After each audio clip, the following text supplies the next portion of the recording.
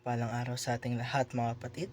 Ako muli si Adrian Bernales ng Batch 3 at itong aking daily devotion. At ngayong araw ay pag-uusapan natin ay kung bakit kailangan mo rin magpahinga. At ang ating Bible verse ay mula sa Exodus chapter 20 verse 11. Sinasabi dito, "For in 6 days the Lord made heaven and earth, the sea, and all that in them is, and rested the seventh day. Wherefore the Lord blessed the Sabbath day and hallowed it."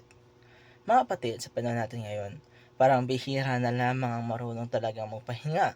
Lahat tayo nagmamadali, lahat may ginagawa, na parang kapag tumigil ka sandali ay may guilty ka agad na nararamdaman, na parang nasasayang ang oras mo.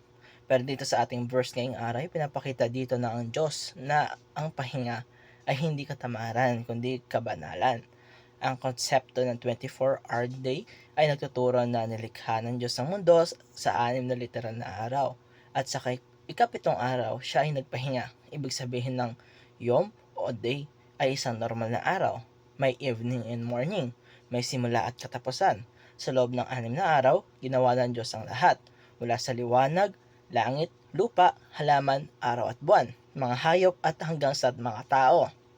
Pero nang dumating ang ikapitong araw, siya ay huminto dahil napagod. Hindi dahil napagod siya, kundi upang magbigay ng halimbawa sa atin. Dito natin makikita na ang pahinga ay hindi lamang tungkol sa katawan, kundi tungkol sa pagtitiwala.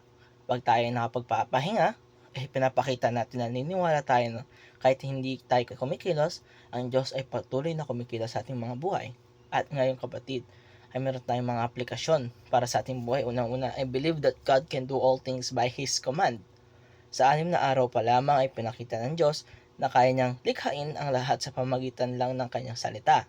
Let there be light at agkaroon ng mga liwanag. So kung kaya niyang gawin ang buong mundo sa kanyang utos lamang, ay kaya rin niyang ayusin ang buhay natin sa kanyang oras at paraan. Ikalawa, I have faith in God's power and sovereign decision. Minsan kasi gusto natin kontrolin lahat, mga schedule, trabaho, relationships, at plan natin sa buhay. Pero ang Sabbath rest ay paalala na hindi tayo ang may hawak ng lahat. Ang Diyos ay ang may kapangyarihan at karunungan para magtakda kung kailan tayo gagalaw at kailan tayo titigil.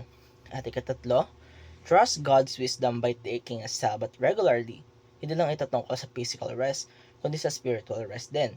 Kapag nagpapahinga tayo ay binibigyan natin ang ating sarili ng oras para lumapit muli sa Diyos, makinig at magpasalamat sa Kanya.